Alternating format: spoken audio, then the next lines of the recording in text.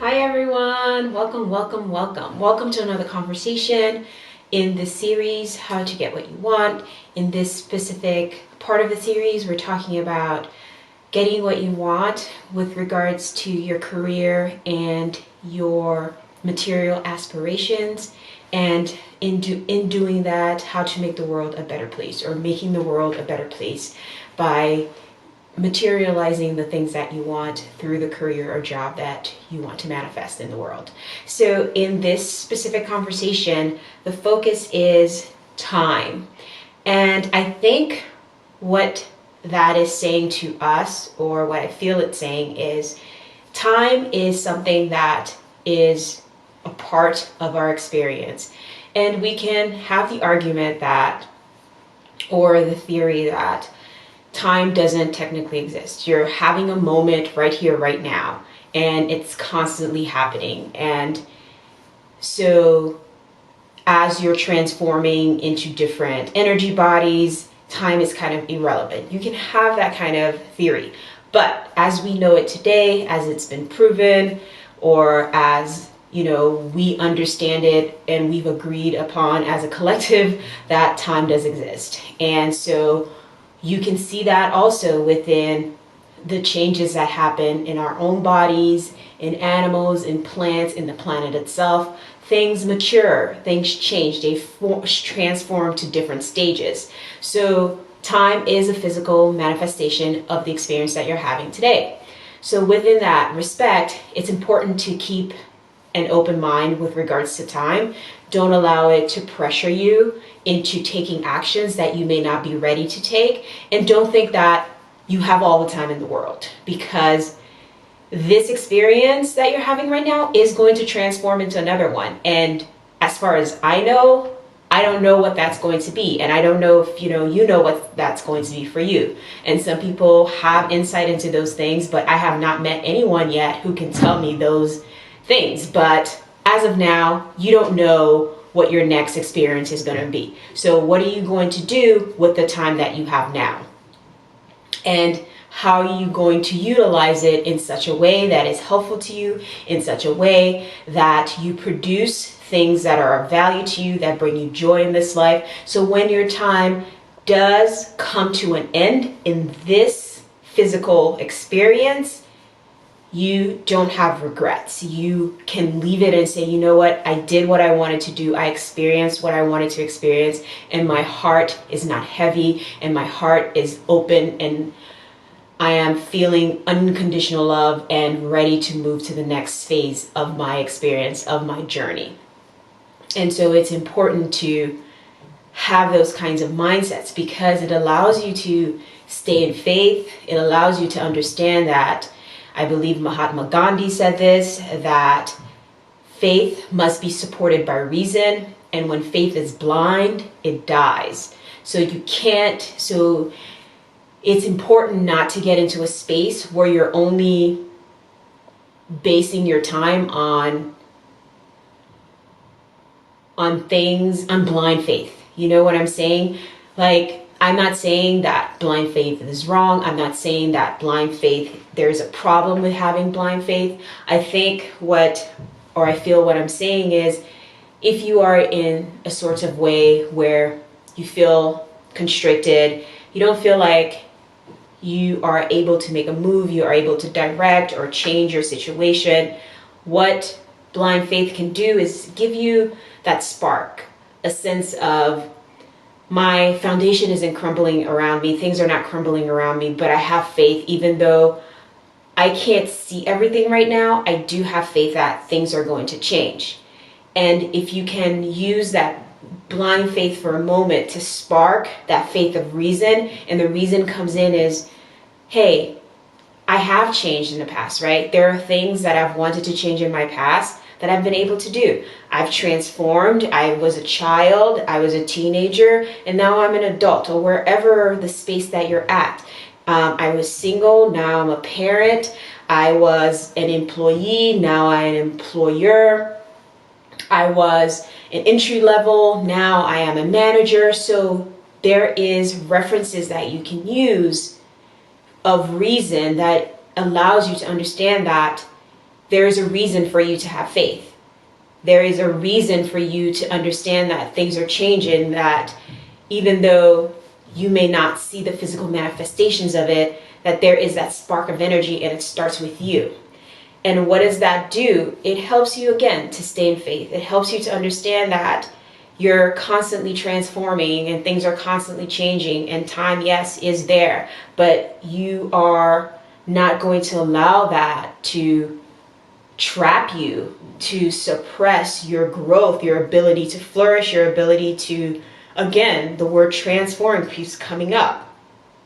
And what that allows you to gain is different perspectives of how to change your situation.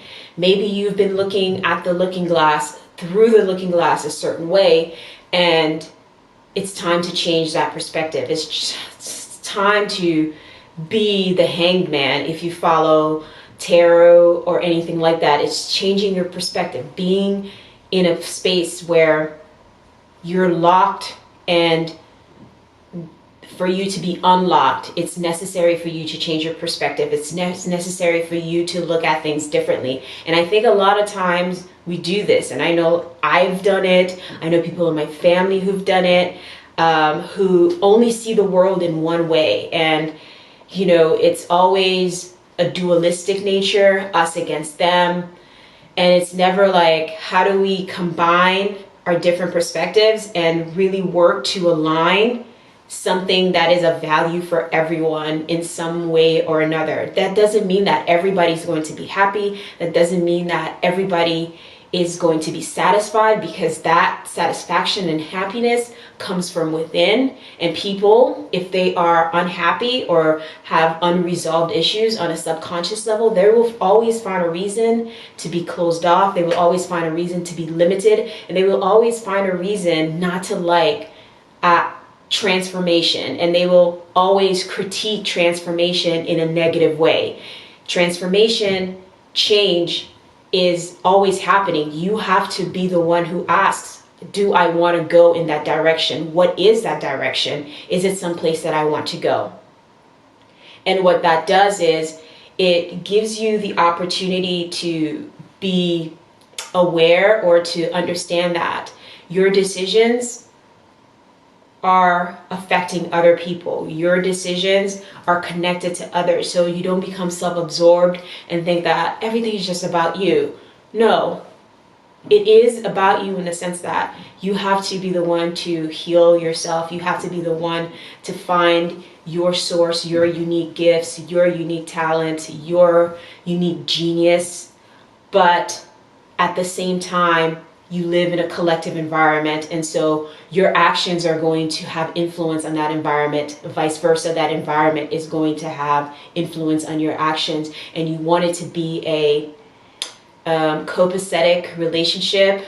I think in biology, it's called, I can't remember the term they use in biology, but when one organism lives off of another organism, and that organism is helping the other organism to grow as well. Like bacteria in our gut, we have that symbiotic, I think it's a symbiotic relationship. Like bacteria, like your gut bacteria has that relationship with your body. There are things that you ingest that your mechanism within you can't process. So the bacteria in your gut helps you to process that food and draws out the nutrients that you need, so you can be copacetic and have a full range of nutrients in your body that you need to continue to grow, to continue to flourish. So there's those symbiotic relationships, and we have to understand how to have those symbiotic relationships with our environment. And when those relationships and partnerships are no longer symbiotic